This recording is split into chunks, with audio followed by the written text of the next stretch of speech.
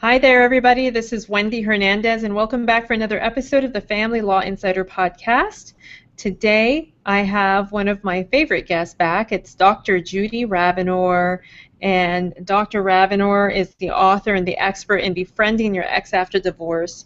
And while we may not directly be talking about befriending your ex after divorce today, like we have on some of the other podcasts I've had with her, today we're going to talk about something that I think kind of flows from trying to befriend that ex, and that is this issue of guilt in life. And a lot of people who are thinking about going through a divorce or going through a divorce or have just gone through a divorce are consumed with guilt.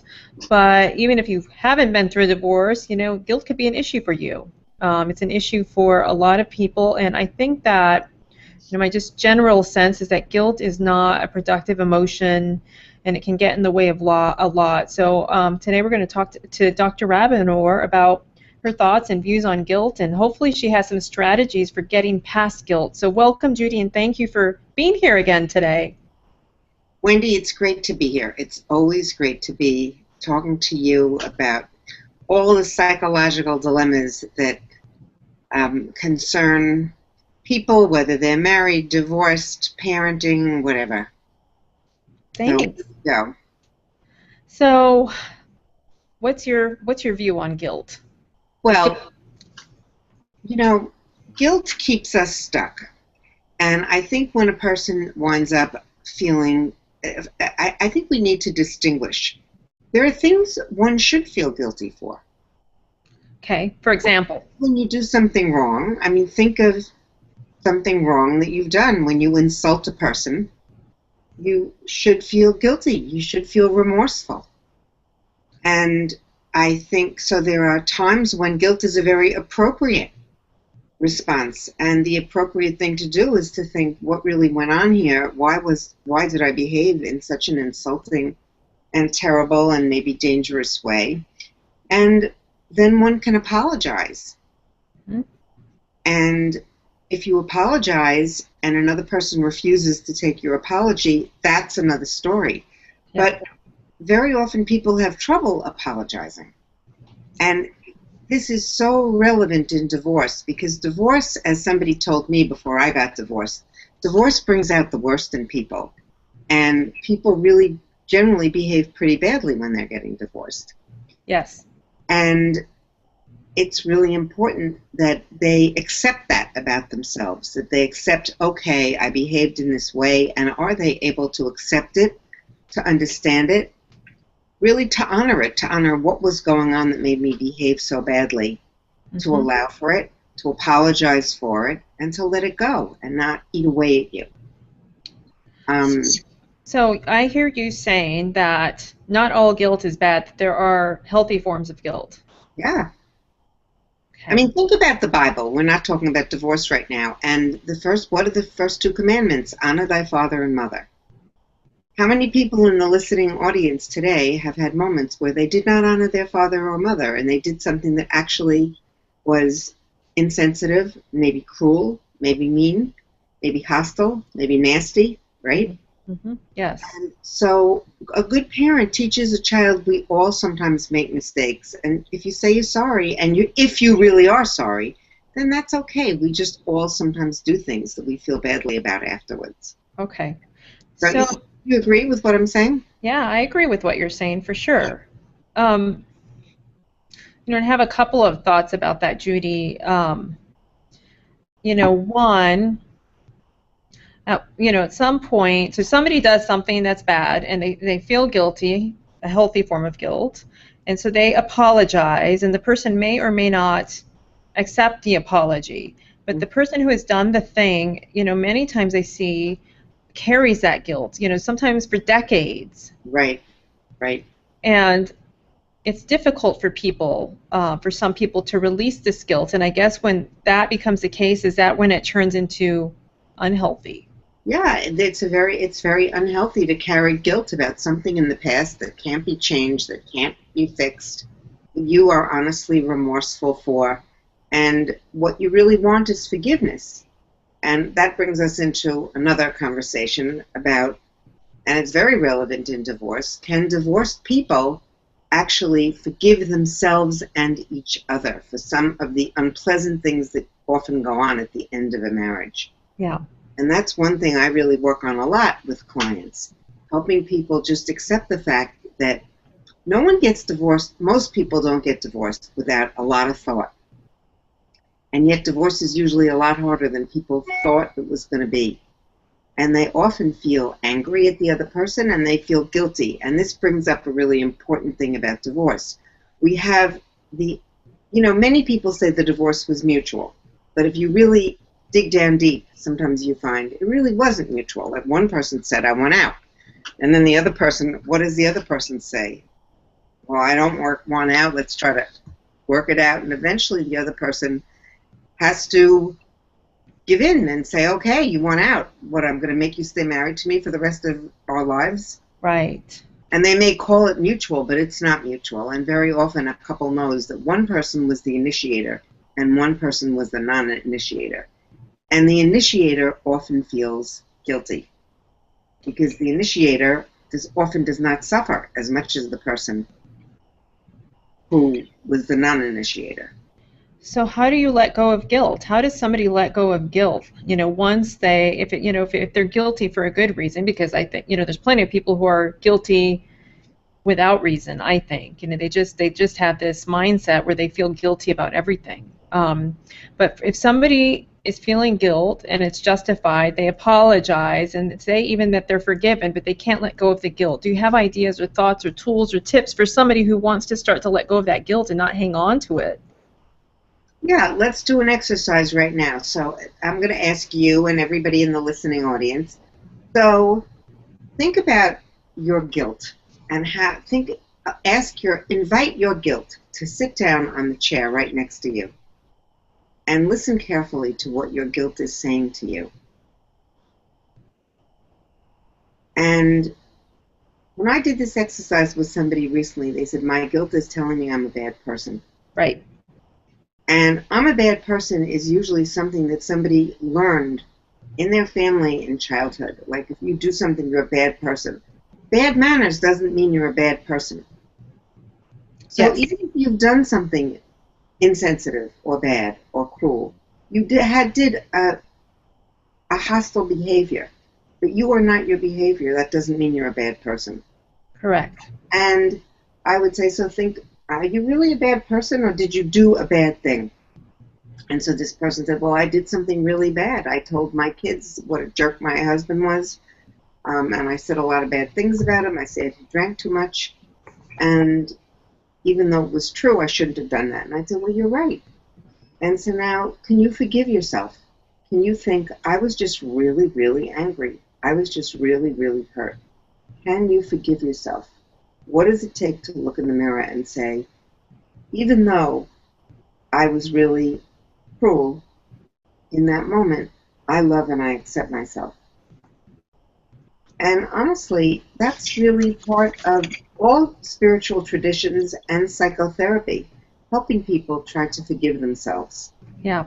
All people make mistakes and do the wrong things throughout our lives. Yes. But I don't know if I'm answering. How does that? Well, it's,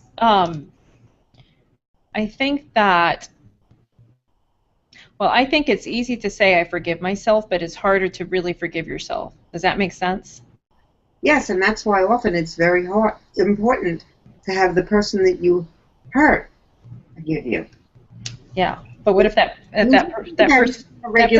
I'm sure there are times that you snap at your husband and he says to you, why are you talking to me like that? That never happens, Judy. Never happens to you, right? And it really changes the whole relationship if you say, I'm really sorry. Yeah. I had a tough day at work. I shouldn't take it out on you. But what if the person doesn't forgive you? What if you have a husband who was cheated on by his wife? And the wife realizes that wasn't that was a bad thing to do. She was in this committed relationship. She cheated. She hurt her husband, and the husband now does not want to forgive. Well, the question is really, can she forgive herself, and can she say whatever the reasons were, even if the reasons were just that she was bored or she was lonely or she was immature, and she'd say, you know, there's a part of me that was very immature and selfish and sick of being married, and I did this and it was wrong. But I want to forgive myself, just like I would forgive my child. You have a 3-year-old. Does your 3-year-old do any wrong things? Oh my gosh. Like, name one. Name just one little one. Oh, you know, she'll tell me, for example, that she wants to eat a ham and cheese sandwich for lunch. So we make a ham and cheese sandwich, and then she doesn't want the ham and cheese sandwich. She wants macaroni, you know, and it's not that that's wrong, but that's frustrating. It's frustrating, and sometimes you lose your patience with her, right? And she loses her patience with you. Oh, yes. I had a 3.5-year-old staying with me for the summer, and this kid would have a temper, my grandchild, and he would have a temper tantrum because he wanted to go out and ride his bike at like 6:30 in the morning in his pajamas, and none of the adults in the house were that excited about going out on the street. Yes. And he would say a lot of nasty things. You know, I hate you. I'm going anyway. Well, he didn't go anyway, and he got over it. So we try to teach children it's okay to lose your temper. We love you anyway. Yep. You lose your temper. It's okay. But, you know, there's a child inside of all of us, and we lose our temper, and we lose patience, and we're frustrated, and we do the wrong thing.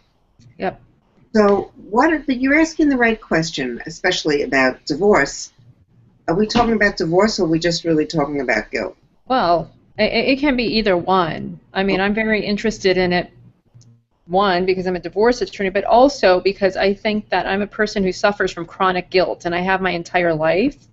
You know, and I would like to touch on at some point before we get off the air is just, you know, maybe the parent's role in cultivating a healthy guilt mentality in their children. And, you know, my parents were fantastic parents, but, you know, I think we were raised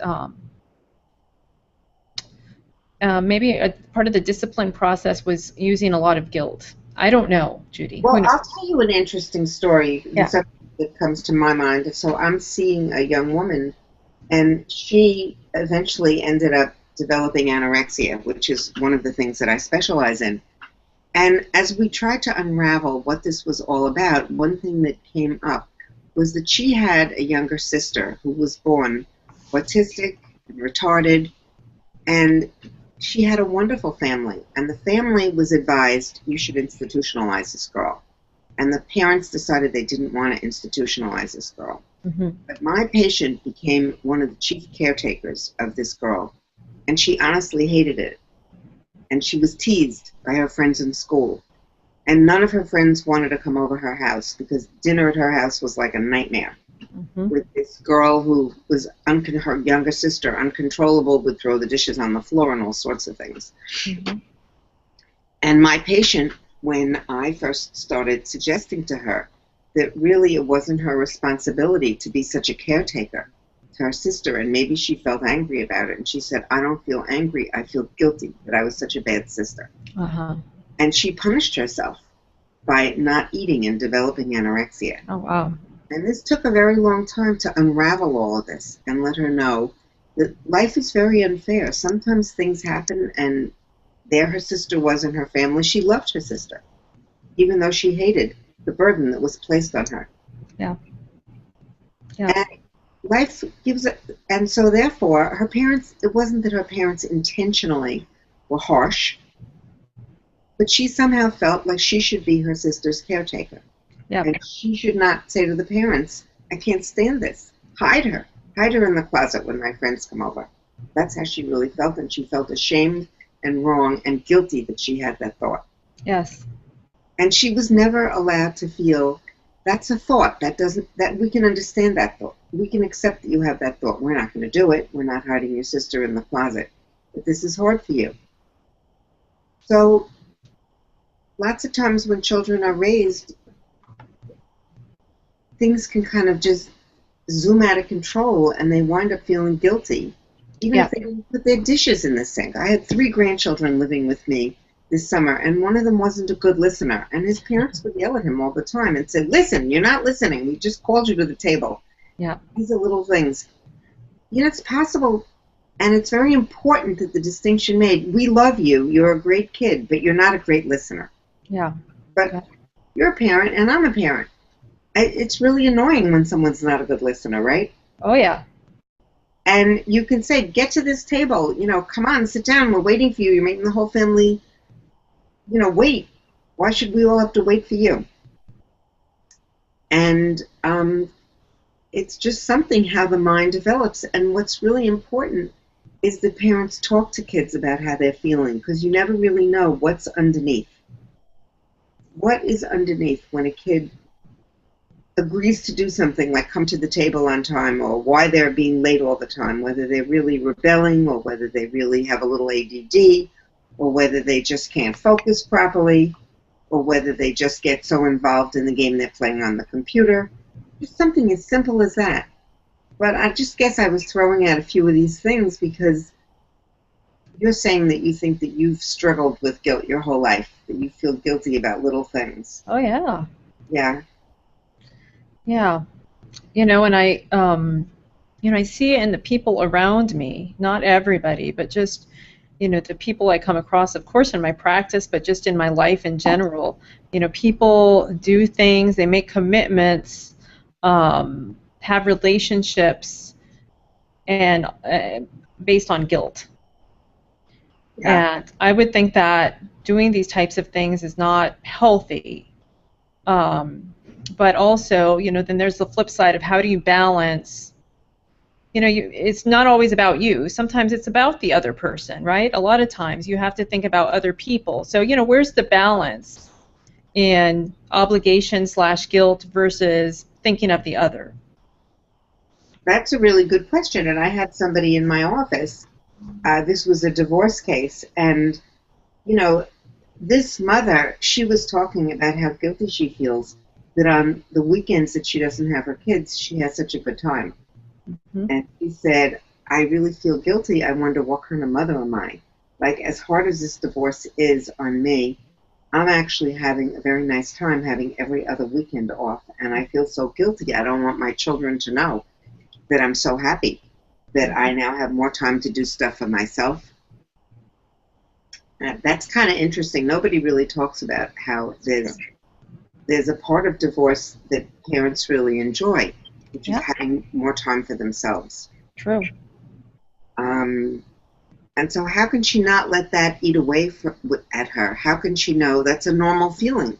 Yeah. Most parents feel happy when they have a little time away from their children, and that's not why she got divorced. She didn't get divorced to have time away from her children.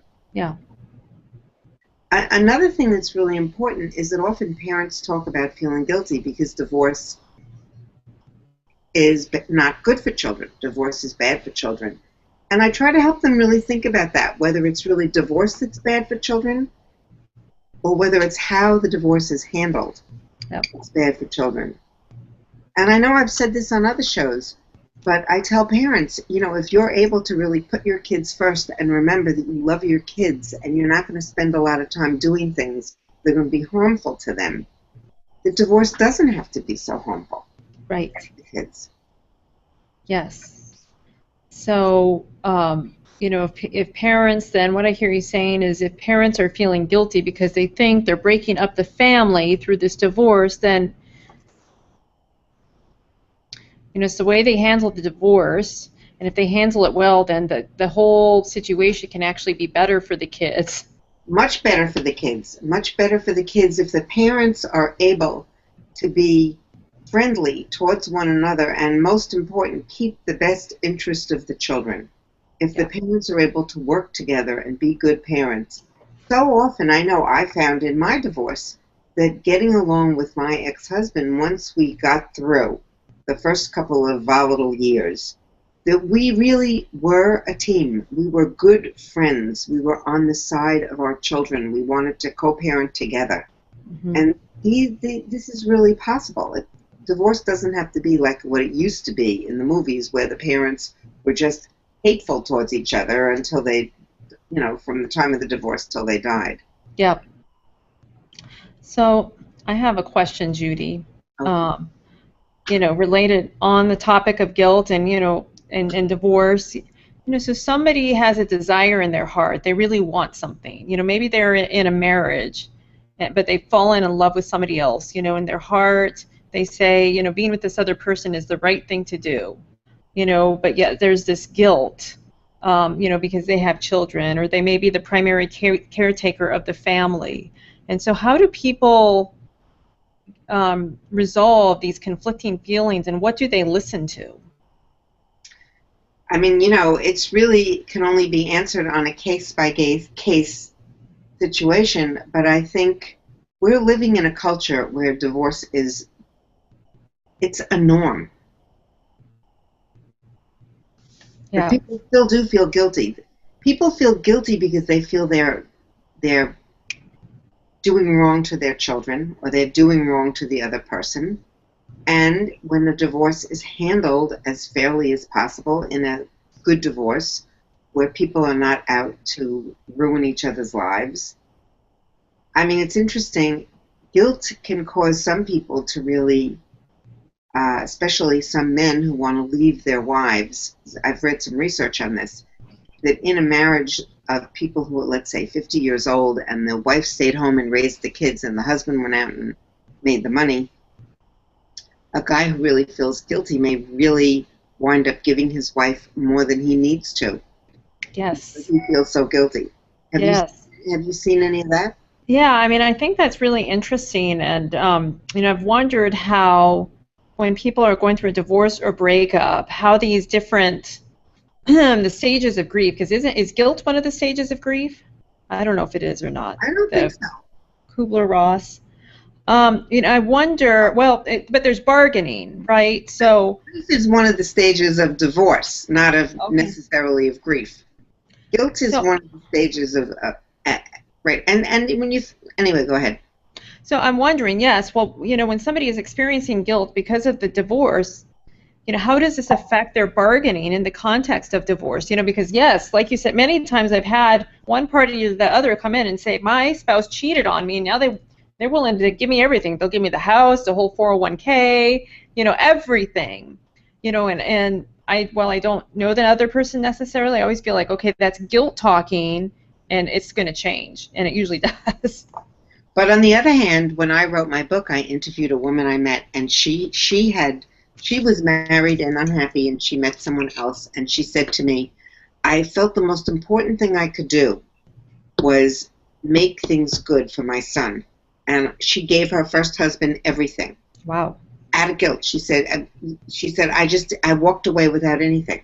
And all I wanted was my son, and I gave him every stick of furniture, gave him our bank accounts. Wow. And that helped her feel less guilty. She felt like at least she gave him something. Yeah. He had put a lot into this relationship. Yeah. Yeah. I never thought about this till a little while before the show, that there's such a thing as healthy guilt. Yeah. When you really do the wrong thing. Mm-hmm. And if you marriage is a commitment. It's a lifetime commitment, right? Till death do us part. And a person who suddenly decides this isn't working for me may feel guilty, and maybe that's okay. And maybe if they can use their guilt to help them make a break, and to be fair, and to be compassionate. Usually the person who was the non-initiator does not feel as guilty as a person who was an initiator. Yeah. The non-initiator often feels a lot of rejection. But it's complicated because I don't know if you've seen this. When you interview people, do most people talk about it being mutual, or that he did this or she did this, or? Oh, I can't say that there's a majority of one or the other. I mean, I have several people who come in and say we're both on the same page. Mm-hmm. But then there's other people who's, and they say, well, I can't take it anymore. I can't stand living with him anymore. He ignores me or whatever. I mean, so, it just depends. It kind of ebbs and flows as people come in and out. I can't say that there's more of one or the other. So, are you there, Judy? I'm still there. I'm just thinking about healthy guilt and unhealthy guilt, and how guilt can actually be a motivator. It can be a motivator to clean your room because your mom will be mad at you if you don't clean your room. It's true. That's true. Guilt and shame. That, you know, if you were shamed a lot as a child, that if your room is a mess, you know, you're a mess. If your room is a mess, you're a mess.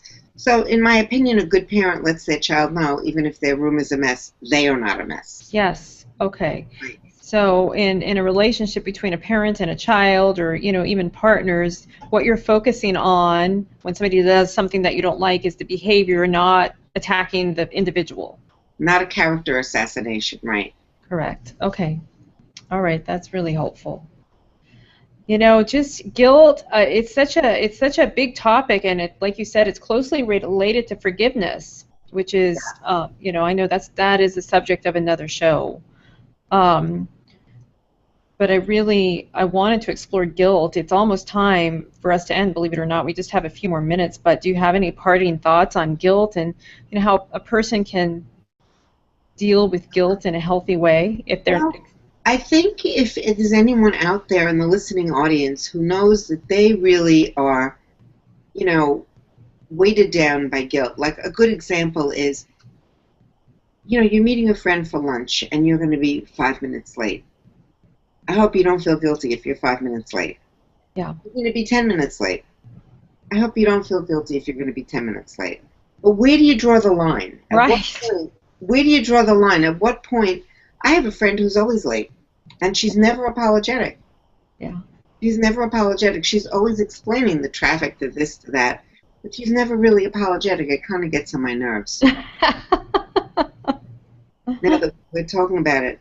But anyway, if you notice that you have excessive guilt, that you're the kind of person who you're apologizing all the time, and, if you're 5 minutes late and other people are always late, how can you be conscious of what it is that's driving that? What's the little voice in your head that's making you feel like you're a bad person if you're 5 minutes late? Yeah. What are your own needs? How do you attend to your own heart? Is that how you judge other people? That they're terrible if they're 5 minutes late? No. And if so, do you really want to live your life in that rigid way?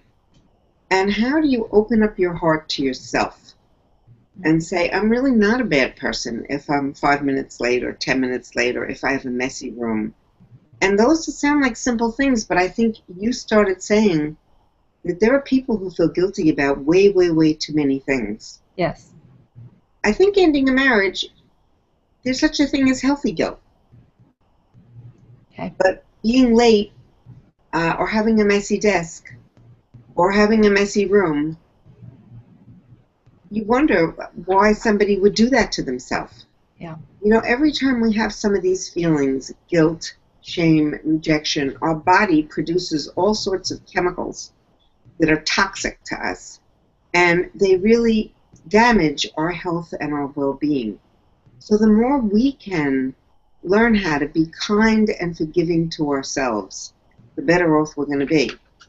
So that's it. I think that helping people really think about, is this a guilt that's really going to help you, or is there something that can be done about it, or is this something that really needs just forgiveness? Yes. It's beautiful. Beautiful, Judy. Thank you. Thank you. So this was a great show. It was. Yeah. And to remind people how they can find you again, Judy. Yeah, they can find me. I wrote a book, Befriending Your Ex After Divorce, Making Life Better for You, Your Kids, and Yes, Your Ex. And you can find that on the internet, or you can contact me on my website, www.judithruskay, that's Ruskay, Rabinor, Rabinor, PhD.com, and you can go to my website. I run groups, I do individual therapy, I do phone consults across the country. So, Dr. Rabinor is awesome. So thank you, everybody out there, for joining us. You're awesome. I wish I knew more people in Arizona to send one who are getting divorced. Thank you, Judy. Okay, thank you, Wendy. And that's going to do it for this episode of the Family Law Insider podcast. Remember, we're on your side when it matters most, and we will see you the next time.